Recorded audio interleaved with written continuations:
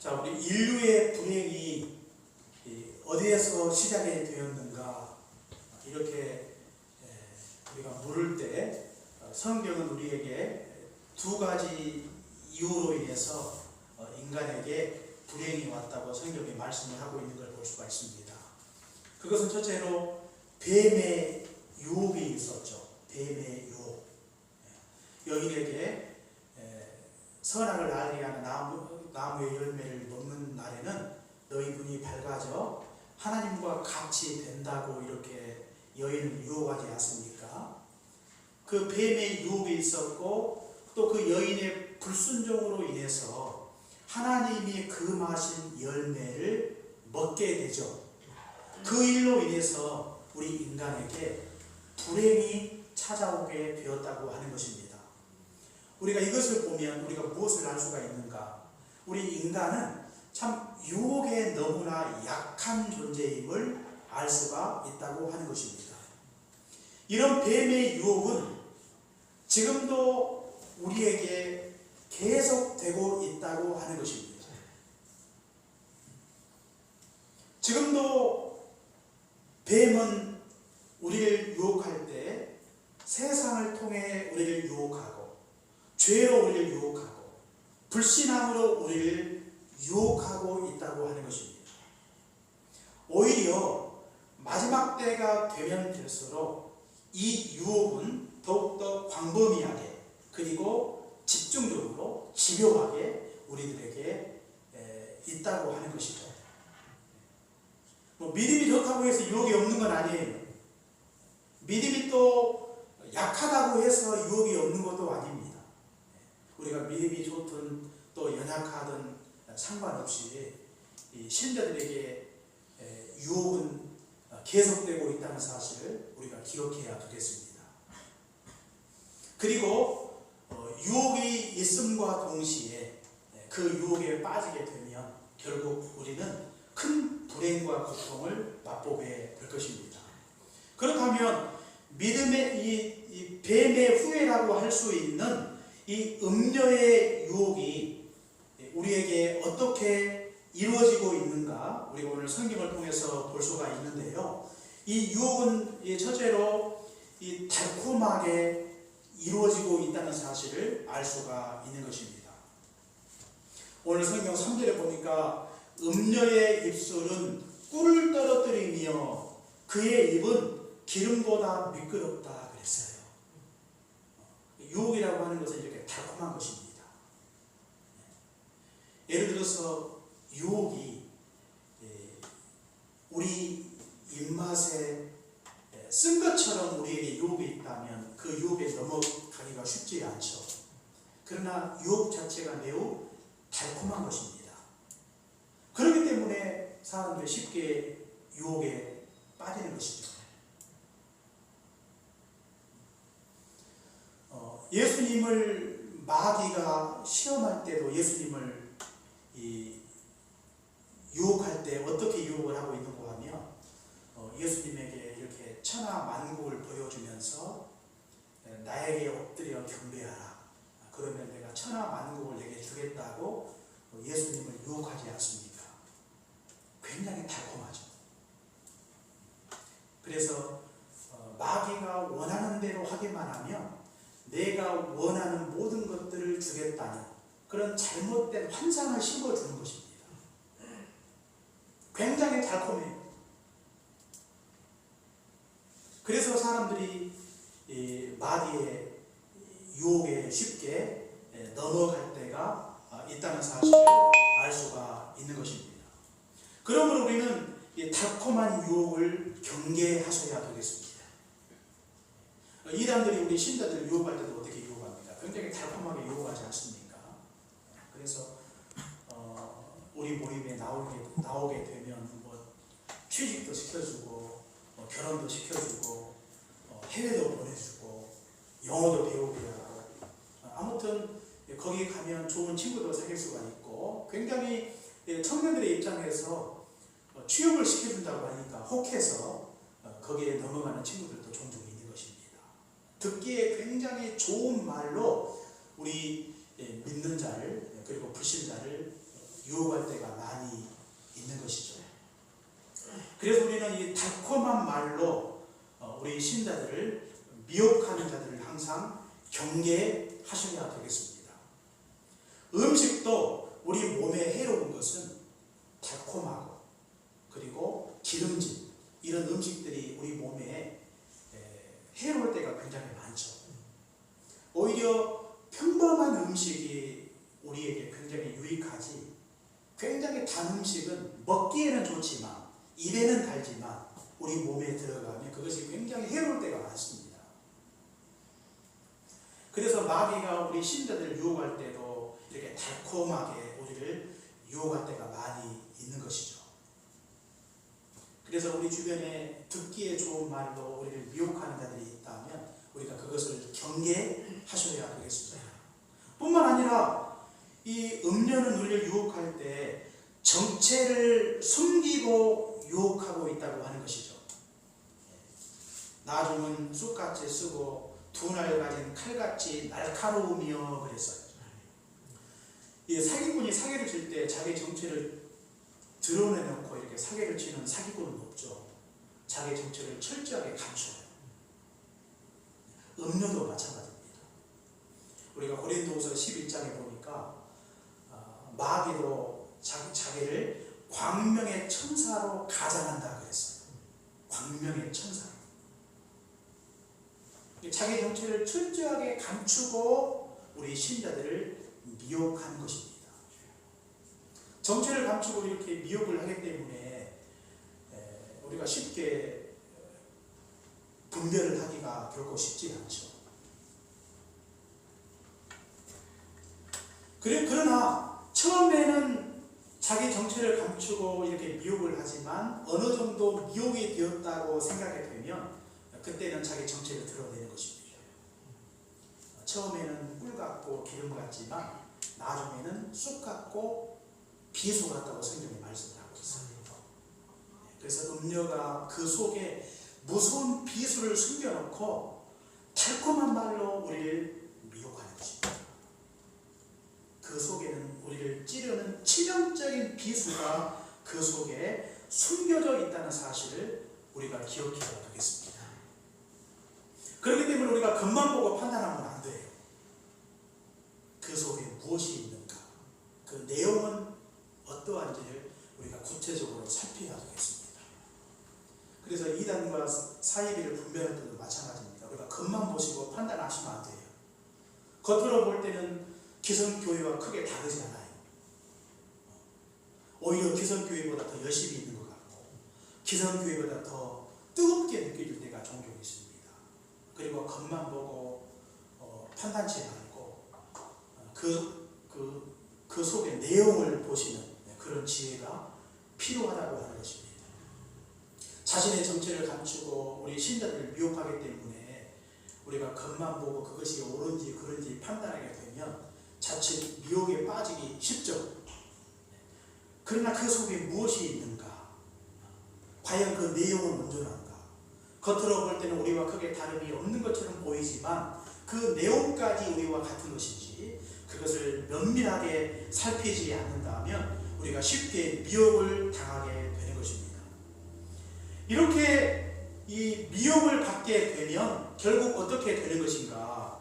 오늘 성경에도 나와 있듯이 우리가 5절에 보니까 그의 발은 사지로 내려가며 그의 걸음은 수월로 나아가나니 그랬어요. 유혹하는 자들이 궁극적으로 우리를 어떤 곳으로 이끌어가는 것인가? 사지로 우리를 이끈다 그랬어요. 죽음으로 이끌어가는 것입니다.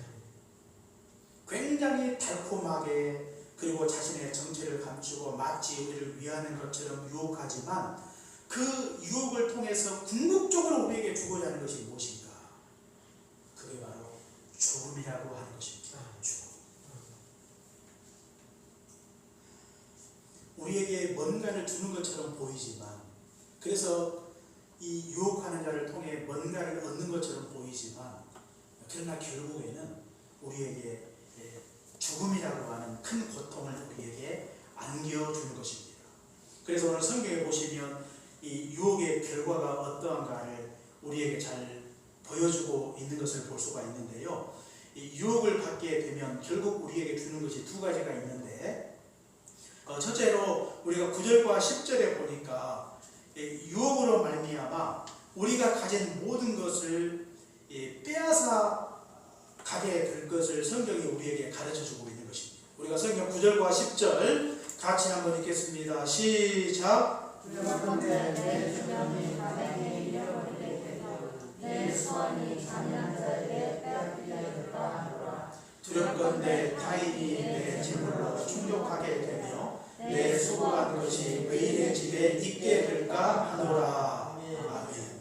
우리가 유혹에 빠지게 되면 우리가 가진 모든 것을 잃어버리게 된다고 성경이 말씀을 하고 있어요. 세상의 유혹에 빠지고 죄의 유혹에 빠지고 불신앙의 유혹에 빠지게 되면 우리가 가진 모든 것을 잃어버립니다. 그래서 먼저 내 존용이 남에게 잃어버리게 된다. 그래서 존용이라고 하는 것은 이 명예를 가리킵니다. 명예. 우리가 그동안 쌓아놓았던 모든 명예를 남에게 잃어버리게 된다고 성경이 말씀을 하고 있고, 또 수완이 잔인한 자에게 빼앗기게 된다 그랬는데, 수완이라고 하는 것은 이 목숨을 가리켜요. 정해진 목숨보다 더 빨리 그 목숨을 잃어버린다는 그런 뜻이고, 또 유혹에 빠지게 되면 재물도 잃어버리고 또 수고한 것의 열매도 다른 사람에게 잃어버리게 된다고 성경이 말씀을 하고 있습니다. 이런 것들은 굉장히 우리에게 소중하고 귀한 것들인데, 우리가 유혹에 빠지게 되면 결국 이 모든 것들을 잃어버릴 수가 있다고 성경이 말씀을 하고 있어요. 그래서 신자가 믿음의 정도를 걸어가지 않고 유혹에 빠져서 세상으로 죄의 길로 빠지게 되면 결국 우리에게 주어지는 것이 무엇인가? 우리가 그동안 쌓아놓았던 모든 것들을 순식간에 잃어버리게 된다고 하는 것입니다. 신자의 명예, 신자의 자존심, 우리가 이 땅에서 누렸던 모든 영광, 모든 재물, 이런 모든 것들을 순식간에 잃어버리게 되는 것입니다. 무엇을 얻고자 했지만 결국 유혹에 빠지게 되면 무엇을 얻는 것이 아니라 우리가 가진 것조차도 하나도 남김없이 모든 것을 잃어버리게 될 것을 성경이 우리에게 가르쳐주고 있는 것입니다. 그 다음에 또 두 번째로 유혹을 받게 되면 결국 후회하는 인생을 살게 된다고 성경이 말씀하고 있어요. 우리가 성경 11절에서 14절까지, 자, 이것도 같이 한번 읽겠습니다. 11절에서 14절입니다. 시작. 두렵건대 마지막에 이르러 내 몸 내 육체가 쇠약할 때 내가 한탄하여 바라를 내가 어찌하여 훈계를 싫어하며 내 마음이 꾸지람을 가벼이 여기고 내 선생의 목소리를 청종하지 아니하며 나를 가르치는 이에게 귀를 기울이지 아니하였던고. 많은 무리들이 모임 중에서 큰 악에 빠지게 되었노라 하게 될까 염려하노라. 아멘. 유혹을 받게 되면 나중에, 오늘 성경에는 내 몸, 내 육체가 쇠약할 때 그랬어요. 그러니까 마지막 순간을 가리킵니다. 죽기 전에. 그때 되면 유혹에 빠진 자는 결국 후회를 하게 된다고 하는 것입니다. 어떤 후회를 하게 되는가? 성경 12절과 13절에 보니까 내가 어찌하여 훈계를 싫어하며 마음의 꾸지람을 가벼이 여기고 선생의 목소리를 청종하지 아니하며 귀를 기울이지 아니했던고. 하나님께서 주시는 그 말씀대로 행치 않고 말씀을 소홀히 한 것에 대한 깊은 이 통탄의 후회가 반드시 마지막 순간에 있게 될 것을 오늘 말씀하고 있는 것을 볼 수가 있습니다. 하나님께서 우리에게 주시는 그 말씀대로 행치 않고 말씀을 거역하고 불순종의 길을 걸어가다가 말씀대로 살지 않고 세상의 유혹에 빠져서 세상의 마음을 빼앗기고 죄의 유혹에 빠져서 범죄하고 하나님을 거역하고 불순종했던 그 모든 죄에 대한 대가를 치름과 동시에 마지막 그 순간에는 하나님의 말씀대로 살지 못한 것에 대한 깊은 후회가 있게 될 것을 성경이 우리에게 경고하고 있는 걸 볼 수가 있습니다. 그때는 후회를 해도 소용이 없어요. 그때는 후회를 해도 돌이킬 수가 없는 것입니다. 그러므로 후회하지 않도록 우리에게 정말로 비참한 그 순간이 우리에게 닥치기 전에 속히 우리가 마음을 돌이켜서 설사 내가 유혹에 빠져 있다 할지라도 그 순간에 우리가 마음을 돌이켜서 다시 하나님의 말씀을 붙들지 않는다면 우리가 인생의 마지막 그 순간에 깊은 후회를 경험하게 될 것입니다. 우리가 인생을 살다가 가장 불행한 인생은 인생의 마지막 그 순간에 후회를 하고 인생을 마감하는 것이죠. 한평생을 살다가 그 마지막 그 순간에 후회만이 가득하고 뭔가 그동안 이 의미 있는 인생을 살지 못했다면 그 인생은 참으로 불행한 인생 아닙니까?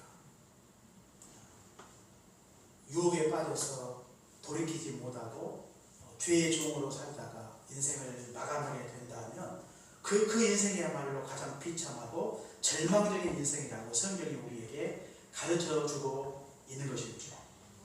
그러므로 우리가 유혹을 받게 되면 결국 유혹받은 인생은 사지로 가는 인생이요 수월로 떨어지는 인생임을 항상 기억하시고 유혹에 넘어지지 않기 위해서 우리에게 필요한 것이 무엇인가를 우리가 말씀을 통해서 반드시 기억해야 되겠습니다. 우리는 유혹 자체를 어떻게 할 수는 없어요. 우리가 유혹을 떠나서 살 수가 없는 것이죠. 이 세상은요 유혹의 안전지대가 우리에게 결코 존재하지 않습니다. 우리의 가정도 그리고 교회도 우리가 매일 다니는 직장도 우리가 세상도 결코 우리에게는 안전지대가 존재하지 않는 것입니다. 그 어떤 사람도 있지 않는 그 홀로 내가 이 은밀하게 있다 할지라도 그것도 역시 우리 신자들에게 안전지대가 될 수 없는 것이죠. 우리가 살고 있는 모든 것이 바로 유혹의 장소라고 하는 것입니다. 우리는 세상 끝날까지 주님이 땅에 오시는 그날까지 세상의 유혹을 받고 있고 죄의 유혹을 받고 있는 것입니다. 어둠의 세력들이 끊임없이 우리 신자들을 유혹하고 있는 것이죠. 그렇기 때문에 우리는 어디에 있든지 안전하다 생각지 말고 우리를 그야말로 다양한 형태로 다양한 방법으로 신자들을 끊임없이 유혹하고 있다는 한 가지 사실을 잊지 말아야 되겠습니다. 이렇게 유혹이 많은 세상 속에서 어떻게 우리가 유혹에 대처를 해야 될 것인가 우리가 두 가지를 생각해 볼 수가 있는데요. 첫째는 우리가 성경 7절에 나와 있듯이 내 입의 말을 버리지 말라 그랬어요. 내 입의 말은 무엇을 가리킬까요? 하나님의 말씀을 가리키죠. 지혜의 말씀. 말씀을 버리지 말라고 이렇게 성경이 말씀을 하고 있는데 이 말씀을 버리지 않는다고 하는 것은 굉장히 신자들에게 중요한 의미가 있는데 말씀은 무엇이 옳고 그른가를 분별할 수 있는 절대 기준이 될 것입니다. 그러니까 유혹이 있을 때 그것이 옳고 그른가를 분별할 수 있는 분별력이 우리에게 존재하지 않는다면 결코 우리가 유혹과 맞서 승리할 수 없는 것이죠.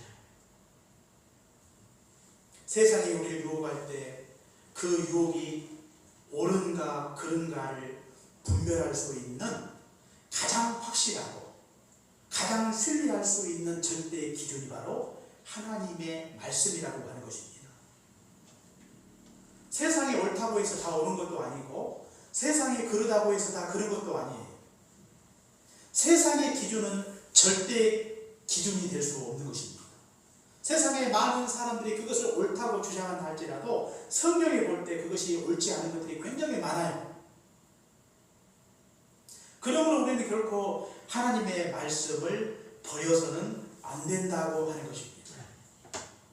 무엇이 옳고 그른가를 분별할 수 있는 기준은 여러 가지가 있는데 가장 중요한 절대 기준은 하나님의 말씀이고 또 두 번째는 이성적인 판단도 필요합니다.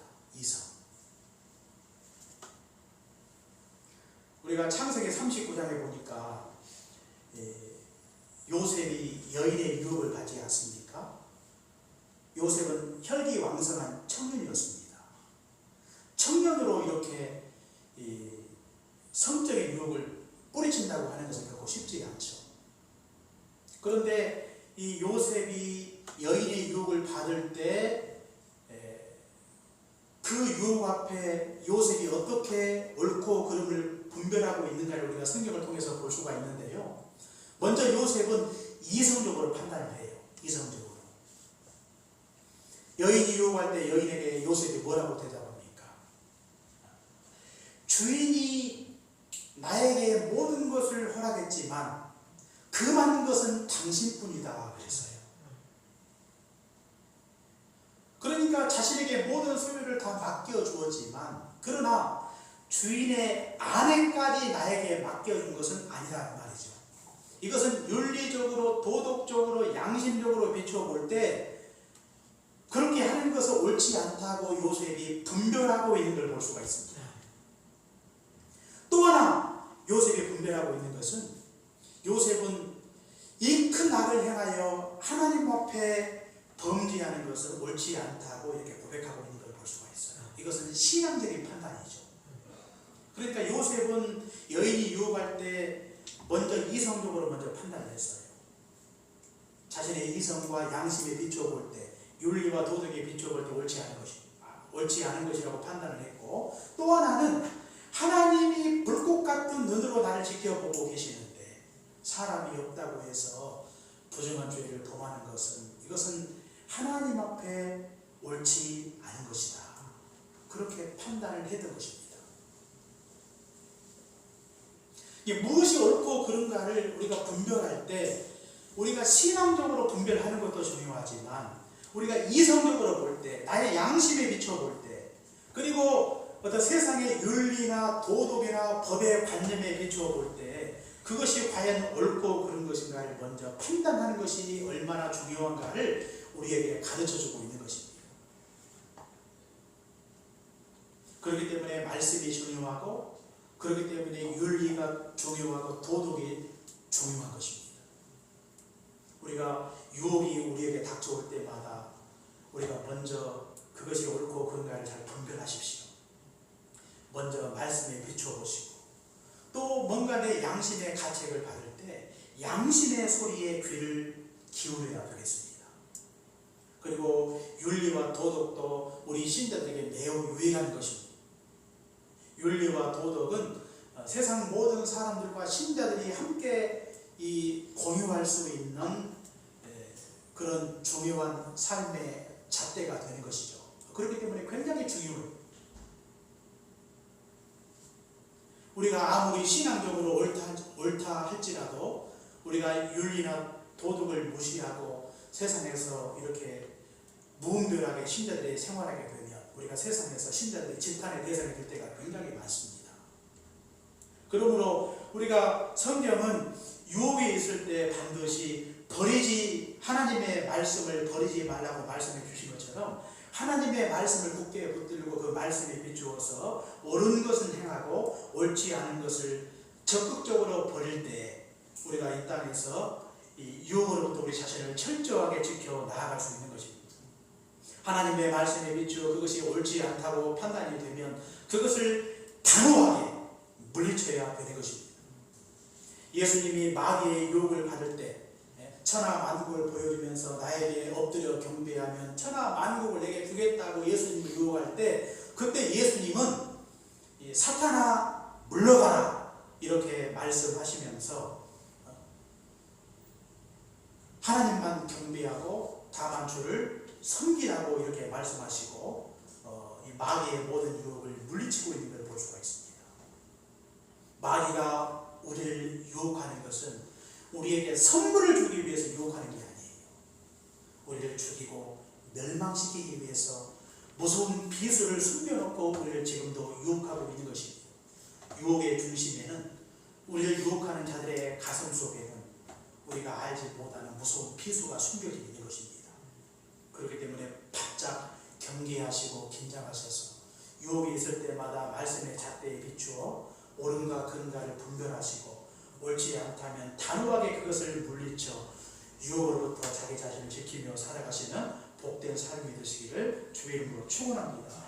뿐만 아니라 우리가 성경 8절에 보니까 유혹이 있을 때 내 길을 그에게서 멀리하라, 그의 집 문에도 가까이 가지 말라 그랬어요. 어떻게 하지 말라고요? 가까이 가지 말라 그랬어요. 가까이 가지 말라. 다시 말하면 우리를 유혹하는 자를 가까이 하지 말라 그런 뜻이에요. 유혹하는 장소에 가까이 하지 말라 그런 뜻입니다. 그리고 유혹하는 환경에 노출이 되지 말라 그런 뜻입니다. 유혹하는 자가 있고 유혹받을 만한 장소가 있어요. 유혹받을 수 있는 그 환경과 조건이 갖추어질 때 거기에 관심을 두지 말라. 그것을 가까이 하지 말라 그런 뜻이죠. 그것과 자꾸 가까이 하게 되면 자신도 모르게 거기에 미혹을 당할 수 있다고 하는 것입니다. 그렇기 때문에 우리가 유혹을 받을 때 우리를 유혹하는 자들로부터 적극적으로 도망해야 되는 것입니다. 마치 요셉이 유혹받아 그 여인의 유혹으로부터 자기 자신을 지키기 위해서 이 옷이 벗겨지는 소문을 감수하고 요셉이 적극적으로 자기를 유혹하는 자로부터 이렇게 도망가고 있는 것을 볼 수가 있습니다. 지나치게 자기 자신을 과신하고 그것과 이렇게 가까이 하고자 하면, 그것과 함께 짝하고자 하면 결국 유혹에 넘어갈 수밖에 없는 것입니다. 우리 인간은 유혹의 심히도 약한 존재예요. 자신을 과신하면 안 돼요. 나는 어느 누가 유혹해도 넘어가지 않는다는 지나친 자기 확신은 오히려 유혹에 쉽게 빠지게 만드는 것입니다. 우리 인간은 구조적으로 쉽게 유혹을 받을 수밖에 없는 그런 존재예요. 우리 인간은 육신이 있습니다. 타락한 육체가 우리 안에 있어요. 그렇기 때문에 다양한 형태로 다양한 방법으로 세상이 우리를 유혹하고 죄가 우리를 유혹하게 되면 쉽게 그 유혹에 빠지게 되는 것입니다. 술 좋아하는 사람이 자꾸 술집에 이렇게 왔다 갔다 하면 술에 빠질 수밖에 없는 것이죠. 그 근처에 자꾸 어슬렁거리고 그렇게 되면 쉽게 유혹에 빠지게 되는 것입니다. 그렇기 때문에 나를 유혹하고 있는 그 장소, 나를 유혹하고 있는 그 사람, 그것으로부터 적극적으로 도망을 해야 모든 유혹으로부터 자기 자신을 지킬 수가 있는 것입니다.